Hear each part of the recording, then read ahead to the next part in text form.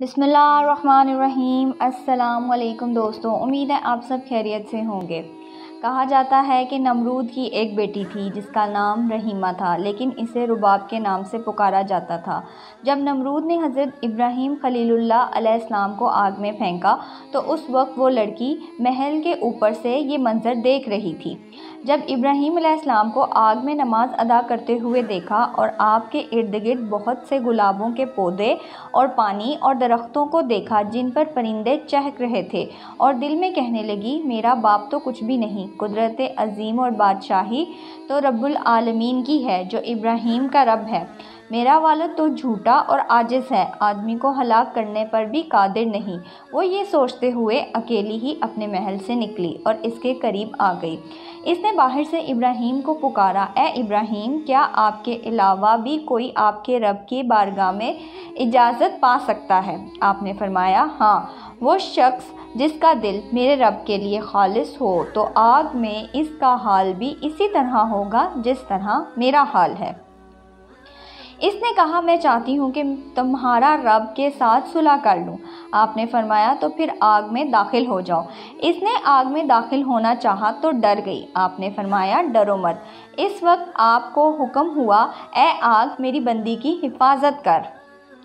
اس کے بعد وہ آگ میں داخل ہو گئی۔ وہ جس جگہ پر پاؤں رکھتی اللہ کے حکم سے وہاں سے آگ ٹھنڈی ہو جاتی تھی۔ اس طرح وہ چلتے چلتے حضرت ابراہیم علیہ السلام کے پاس پہنچ گئی اور کہنے لگی، لا الہ الا اللہ ابراہیم خلیل اللہ، میں نے یہ ارادہ کر لیا ہے کہ میں جب تک زندہ رہوں گی آپ کے دین کو نہیں چھوڑوں گی اور اپنے ظالم سرکش والد کو بھی دعوت دوں گی، ہو سکتا ہے وہ میری نصیحت مان لے۔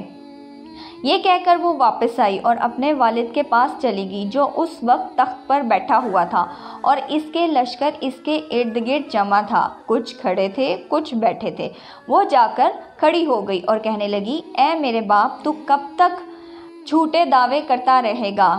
کیونکہ خدائی اور قدرتی طاقت تو اس کے خدا کے لیے ہے جس نے ابراہیم علیہ السلام کے لیے آگ میں گلاب کے پھول، سبزہ باغات اور بہتے دریا پیدا کر دیے ہیں۔ بادشاہی تو اس کی ہے، تیری کیا بادشاہی ہے؟ تو ایک آدمی پر قادر نہیں پہنچا سکتا، تو عاجز ہے۔ ساتھ ہی اس نے کلمہ پڑھا، لا الہ الا اللہ ابراہیم رسول اللہ۔ اس کا لعنتی باپ یہ بات سن کر غصے میں آ گیا اور اس سے کہنے لگا، اپنے دین سے پھر جا، اپنی جان پر ظلم نہ کر، ورنہ میں تجھے ایسی سزا دوں گا دنیا والے اس سے عبرت حاصل کریں گے۔ اس نے کہا، میں دین حق کو ہرگز نہیں چھوڑوں گی اور نہ ہی اپنے رب کی نافرمانی کروں گی، تو جو چاہے کر لے۔ اس نے یہ سن کر اپنے کارندوں کو حکم دیا، انہوں نے اس کے کپڑے اتار دیے اور اسے پیٹنا شروع کر دیا، لیکن وہ اپنے دین سے نہ پھری۔ پھر نمرود نے اس کے دونوں ہاتھ کٹوا دینے کا حکم دیا۔ اس کے کارندوں نے اس کے دونوں ہاتھ کاٹ دیے، لیکن اس اللہ کی بندی نے اف تک بھی نہ کی۔ پھر نمرود نے اسے مختلف سزائیں دی، لیکن وہ اپنے دین پر ڈٹی رہی، حتیٰ کہ اللہ تعالیٰ نے ایک فرشتے کو وحی فرمائی کہ وہ جنت میں جائے اور اس کے لیے وہاں سے اعلیٰ پوشاک لے کر اس کے پاس جائے۔ وہ فرشتے پوشاک لے کر اس کے پاس گئے اور وہ پوشاک اس کو دی اور ساتھ ہی اپنے نورانی پر اس کے بدن پر ملے تو اس کے تمام زخم اللہ کے حکم سے درست ہو گئے۔ اس نے وہ پوشاک پہن لیے۔ پھر ایک تیز ہوا آئی اور اسے اڑا کر انجائے مقام پر لے گئی۔ اس کے بارے میں اللہ تعالیٰ بہتر جانتے ہیں۔